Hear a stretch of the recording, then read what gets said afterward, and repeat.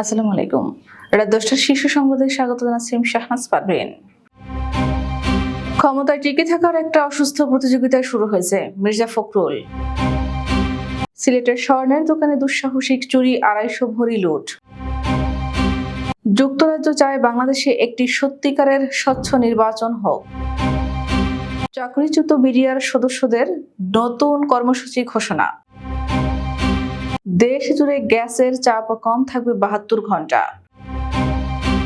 আগামী মাসের মধ্যে সবাই পাঠ্যপুস্তক হাতে পাবে, প্রেস সচিব। নির্বাচনের কথা বললে অনেক উপদেষ্টার মুখ কালো হয়ে যায়, মেজর হাফিজ। কক্সবাজার হঠাৎ কলেরার প্রাদুর্ভাব, দেয়া হবে 22 লাখ ভ্যাকসিন। ভারতীয় জেলেদের সঙ্গে দুর্ব্যবহারের অভিযোগ ভিত্তিহীন বানোয়াট, পররাষ্ট্র মন্ত্রণালয়। বিয়ের আয়োজনে লাগবে না টাকা, কক্সবাজারে ফ্রি হানিমুন। প্রেমিকার সঙ্গে ঝগড়া, বিমানের ইমার্জেন্সি দরজা খুলে লাফের চেষ্টা প্রেমিকের। বাংলাদেশ সীমান্তে হাইটেক সেন্সর বসিয়েছে ভারত। এবং দাবানলের কবলে হলিউড হিলস তারকাদের ঘরবাড়ি পুড়ে ছাই। শুনছিলেন শিরোনাম, এবার বিস্তারিত। ক্ষমতায় টিকে থাকার একটা অসুস্থ প্রতিযোগিতা শুরু হয়েছে বলে অভিযোগ করেছেন বিএনপির মহাসচিব মির্জা ফখরুল ইসলাম আলমগীর। তিনি বলেছেন, হাসিনার পালানোর পর থেকে আমরা কেন জানি নিজেদের পুরো বিশ্বাস ফিরিয়ে আনতে পারছি না, ঐক্যের জায়গাটাতে থাকতে পারছি না। কি দুর্ভাগ্য! এখন যেটা শুরু হয়েছে এটাকে আমি মনে করি সুস্থ ব্যাপার না, একটা অসুস্থ প্রতিযোগিতা শুরু হয়েছে ক্ষমতায় টিকে থাকার জন্য।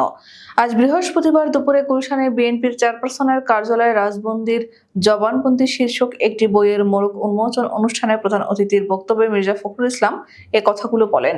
বইটি মূলত জিয়া অরফানেজ ট্রাস্ট দুর্নীতির মামলায় আদালতে খালেদা জিয়ার 342 ধারায় দেওয়া জবানবন্দিকে উপজীব্য করে। এই বই সম্পাদনা করেছেন প্রয়াত অধ্যাপক এমাজ উদ্দিন আহমদ। সিলেট নগরীর একটি বহুতল বিপণী বিতানের ভিতরে স্বর্ণের দোকানে দুঃসাহসিক চুরির ঘটনা ঘটেছে। সংঘবদ্ধ চোরেরা দোকান থেকে প্রায় 250 ভরি স্বর্ণ লুট করে নিয়ে গেছে বলে দাবি করেছেন দোকানটির মালিক। বুধবার দিবাগত রাত থেকে বৃহস্পতিবার সকাল 9টার মধ্যে কোনো এক সময় এই চুরির ঘটনা ঘটেছে বলে মার্কেটের ব্যবসায়ীদের ধারণা। নগরীর জিন্দা বাজারস্থ আলহামরা শপিং সিটির 4র্থ তলার নুরানি জুয়েলার্সের শাটারের তালা ভেঙে এই চুরির ঘটনা ঘটে। বাংলাদেশি বংশোদ্ভূত ব্রিটিশ সংসদ সদস্য রূপা হক বলেছেন, যুক্তরাজ্য চায় বাংলাদেশে একটি সত্যিকারের স্বচ্ছ নির্বাচন হোক, তবে এর জন্য প্রয়োজনীয় কাঠামোগত সংস্কার থাকতে হবে। যদি খুব তাড়াহুড়া করা হয় সেটি বাংলাদেশের জন্য বিপজ্জনক হবে। বুধবার বিকেলে রাজধানীর অতীশ দীপঙ্কর বিজ্ঞান ও প্রযুক্তি বিশ্ববিদ্যালয়ে এক সংবর্ধনা অনুষ্ঠানে তিনি এই কথা বলেন। তিনি বলেন, বাংলাদেশ কখনো আমাকে নির্বাচন পর্যবেক্ষণে আমন্ত্রণ জানায়নি। গত 7 জানুয়ারি বাংলাদেশে অবশ্য আসল নির্বাচন ছিল না, বরং নকল নির্বাচন ছিল। অধ্যাপক ইউনূস নিশ্চিত করেছেন, 1 বছরের মধ্যে আশা করা যায় যে নির্বাচন হবে, একটি সত্যিকারের স্বচ্ছ নির্বাচন অনুষ্ঠিত হবে। বিডিআর হত্যাকাণ্ডের পুনঃতদন্তের দাবিতে শুক্রবার এবং শনিবার প্রতিটি জেলায় অনলাইন অফলাইনে গণসংযোগ, এছাড়া রোববার জেলায় জেলায় মানববন্ধন করবে বিডিআর থেকে চাকরিচ্যুত সদস্য ও ভুক্তভোগী পরিবারের সদস্যরা। বৃহস্পতিবার বৈষম্য বিরোধী ছাত্র আন্দোলনের সমন্বয়ক মাহিম সরকার এসব কর্মসূচির ঘোষণা দেন। তিনি বলেন, সরকার আমাদের দাবিকে স্বাগত জানিয়েছে, এ নিয়ে আলোচনার আশ্বাস দিয়েছেন। সরকারের পক্ষ থেকে আগামী 19 জানুয়ারি শুনানি হবে বলে জানানো হয়েছে। এতে বাধা দেওয়া হবে কিনা তা নিয়েও সন্দেহ আছে। কক্সবাজারের মহেশখালীতে অবস্থিত দেশের প্রথম ভাসমান যুক্তরাষ্ট্রের বেসরকারি প্রতিষ্ঠান এক্সিলারেট এনার্জির তরলীকৃত প্রাকৃতিক গ্যাসের টার্মিনালের মেরামত ও রক্ষণাবেক্ষণের কাজ শুরু হবে আগামীকাল শুক্রবার। এতে বন্ধ হয়ে যাবে দৈনিক 50 কোটি ঘনফুট গ্যাসের সরবরাহ। টার্মিনালটির মেরামতের কাজ শেষ হবে আগামী সোমবার। এতে শুক্রবার দুপুর 12টা থেকে আগামী সোমবার দুপুর 12টা পর্যন্ত 72 ঘন্টা সারা দেশে গ্যাসের চাপ কমে যাবে। আজ এক বিজ্ঞপ্তিতে এই তথ্য জানিয়েছে পেট্রোবাংলা। আগামী মাসের মধ্যে শিক্ষার্থীরা পাঠ্যপুস্তক হাতে পাবে বলে জানিয়েছেন প্রধান উপদেষ্টার প্রেস সচিব শফিকুল আলম। তিনি বলেছেন, অন্তর্বর্তীকালীন সরকার এটি নিয়ে কাজ করছে। আগামী মাসের মধ্যে পাঠ্যপুস্তক সবাই হাতে পাবে। আজ বৃহস্পতিবার বিকেলে ফরেন সার্ভিস একাডেমির মিলনায়তনে এক ব্রিফিংয়ে তিনি এসব কথা বলেন। শফিকুল আলম বলেন, চট্টগ্রামে বর্ষায় সমস্যা হয়, জলাবদ্ধতার সমস্যা যত দ্রুত নিরসন করা সম্ভব সে বিষয়ে নির্দেশ দিয়েছে সরকার। আর ট্রাফিকের বিষয়ে ক্যাবিনেটে আলোচনা হয়েছে। আগামী নির্বাচনের কথা বললেই অনেক উপদেষ্টার মুখটা কালো হয়ে যায় বলে মন্তব্য করেছেন বিএনপির স্থায়ী কমিটির সদস্য মেজর অবসরপ্রাপ্ত হাফিজ উদ্দিন আহমেদ। বৃহস্পতিবার জাতীয় প্রেস ক্লাবের মিলনায়তনে বাংলাদেশের জাতীয়তাবাদী মুক্তিযোদ্ধা দল কর্তৃক ৭১-এর মুক্তিযুদ্ধই জাতির হাজার বছরের শ্রেষ্ঠ অহংকার শীর্ষক সমাবেশে তিনি এ মন্তব্য করেন। হাফিজ বলেন, আমরা যখন নির্বাচনের কথা বলি তখন যেন তারা অসন্তুষ্ট হয়ে যায়। আজকে জনগণকে এত কেন ভয়? জনগণ ভোট দিবে, এটা আপনাদের আতঙ্কের কারণ কেন হয়েছে? এইসব এলিটিজম ছাড়েন। কক্সবাজারে হঠাৎ কলেরা রোগীর সংখ্যা বেড়ে যাওয়ায় মিয়ানমার থেকে আগত রোহিঙ্গা জনগোষ্ঠী বান্দরবানের ১ ইউনিয়ন ও কক্সবাজারের ৫ ইউনিয়নে কলেরা ভ্যাকসিন দেওয়ার সিদ্ধান্ত নিয়েছে সরকার। এতে ২২ লাখের বেশি ভ্যাকসিন দেওয়া হবে বলে জানানো হয়েছে। বৃহস্পতিবার দুপুরে কক্সবাজার শহরের ইপিআই সেন্টারের সম্মেলন কক্ষে জেলা স্বাস্থ্য বিভাগ আয়োজিত সংবাদ সম্মেলনে কক্সবাজারের ভারপ্রাপ্ত civil surgeon doctor Titu Chandrashil এসব তথ্য জানান।